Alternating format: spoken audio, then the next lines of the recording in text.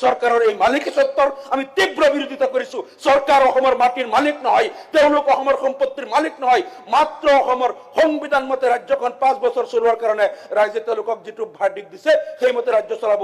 গতিকে কিয় বসুন্ধৰা আঁচনিৰ অধীনত এজনো সংখ্যালঘু মানুহক কিয় ভূমি দিয়া নহল, তাৰ সদুত্তৰ আমি এই পবিত্ৰ সদনত আমি বিচাৰিছো। বন বিভাগে উত্তৰ দিব লাগিব। যদিহে বন বিভাগৰ ভূমিত চৰকাৰে স্কুল পাতিছিল অবৈধভাৱে, বন বিভাগে কিয় বাধা দিয়া নাছিল, কিয় আপত্তিবিহীন তেওঁলোকক কিয় তাত আপত্তি কৰা নাছিল যে আমাৰ ফৰেষ্টত আপোনালোকে স্কুল বনাব নোৱাৰিব।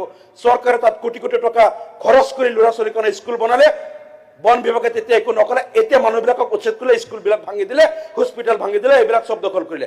এই অৰাজকতা পৃথিৱীৰ কোনো দেশত কোনো ৰাজ্যত এনেকুৱা অৰাজকতা নাই যে চৰকাৰৰ শিক্ষা বিভাগে তাত স্কুল কৰিব, স্বাস্থ্য বিভাগে হস্পিটেল কৰিব, এইখন চৰকাৰৰ গৃহ বিভাগে এই চৰকাৰে বনাই দিয়া স্কুলবিলাক, এই চৰকাৰে বনাই দিয়া হস্পিটেলবিলাক উচ্ছেদ কৰিব, ভাঙি দিব।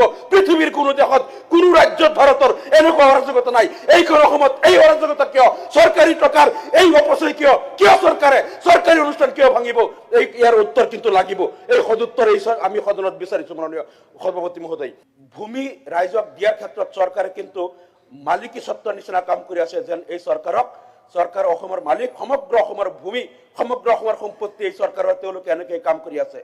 আমি দেখিছো বসুন্ধৰা 1 গ'ল, 2 গ'ল, 3 গ'ল, যিমান লোকে আবেদন কৰিছিল ভূমিহীন লোক